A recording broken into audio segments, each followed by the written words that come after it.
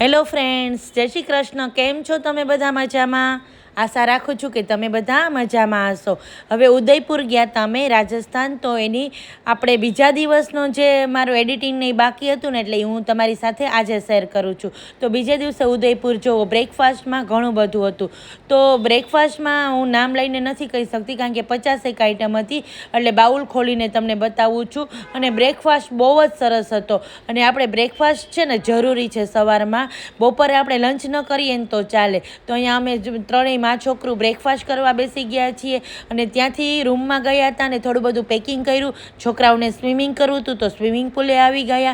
હવે એ પતાવી અને અમે નીકળી ગયા છીએ રિક્ષા કરીને, કારણ કે ત્યાં બહુ ટ્રાફિક હતો, એટલે કાર પાર્ક કરી દીધી હતી હોટલમાં. અને આ જોવો વેક્સ મ્યુઝિયમ છે, તો બહુ જ મજા આવી જોવાની. હવે વેક્સ મ્યુઝિયમમાંથી અમે ગયા છીએ હોરર હાઉસમાં, ત્યાં પણ સરસ મજા આવી. જો આ હોરર હાઉસ છે અને આ છે ભૂલ ભૂલૈયા. તો આમાંથી આપણે એક્ઝિટ એટલે કે બહાર જવાનો રસ્તો ગોતવાનો છે. એટલે જો અમે છોકરું એ કરતા હતા, વચ્ચે વચ્ચે જે ક્લિપ લેવાની મેં લઈ લીધી છે.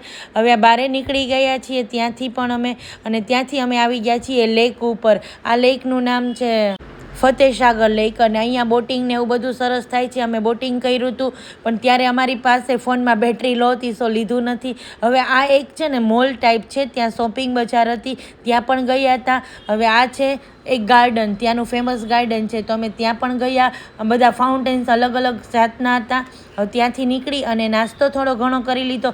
સવારે બ્રેકફાસ્ટ તો હેવી જ કર્યો હતો, પણ છોકરાઓને ચાટ ખાવાની ઈચ્છા હતી તો ત્યાં ગયા. ત્યાંથી બીજા ડેસ્ટિનેશન ઉપર આવી ગયા છીએ. અને અમારો આ રૂમ છે, ત્યાંથી જોવો સનસાઇડ પોઈન્ટ જેવું હતું તો તે જોયું. અને હોટલના રૂમમાંથી ને અમે ગયા છીએ અહીંયા રાત્રે ડિનર માટે. તો ડિનરમાં અમે ખાલી સૂપ અને સ્ટાર્ટર જ મગાવ્યું હતું, કાંઈ બીજું હેવી મગાવ્યું નહોતું, કારણ કે હજી નાસ્તો જ કર્યો તો લેટ. એટલે આ જોવો સ્ટાર્ટર છે અને સૂપ છે, એટલું જ મગાવ્યું હતું. અમે આ પ્રોપરી ડિનર મગાવ્યું નહોતું. આ બીજા દિવસની સવાર છે, અમે નીકળી ગયા છીએ જંગલ સફારીમાં. સવારે 4:30ના નીકળ્યા છીએ. જો ઠંડી છે અને જીપ પણ આવી ગઈ છે, અને કેટલું અંધારું છે. હવે ત્યાંથી ખુલ્લી જીપમાં નીકળી ગયા છીએ.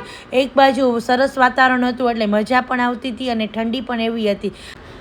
અહીં અમે ઓફરોડિંગ કર્યું, અને અહીં પહાડ છે, રસ્તા તો છે જ નહીં, એટલે પહાડ ઉપર જીપ્સી ચાલે છે, એકદમ ઊંચા પહાડ. અને આ જીપ્સીવાળાને પણ દાદ દેવી પડે, કારણ કે ઊંચા પહાડ ઉપર એકદમ સરસ લઈ જાય.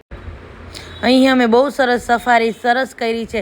જો લેપર્ડ છે અહીંયા, પછી અમે ઊંટ જોયા, બહુ બધા બર્ડ્સ પક્ષીઓ જોયા, અવનવા વાંદરા જોયા.